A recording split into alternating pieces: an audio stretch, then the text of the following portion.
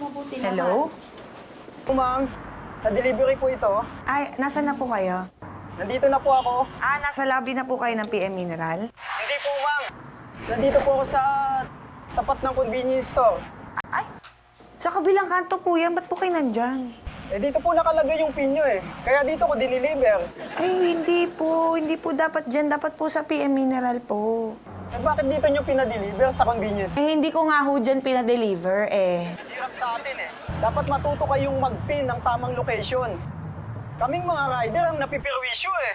Hello po, Mrs. Ramia. Hello, Mr. Manolot. I'm so sorry, napaaga ko. Ay, okay lang ho. Wala naman pong Problema mo, kuya?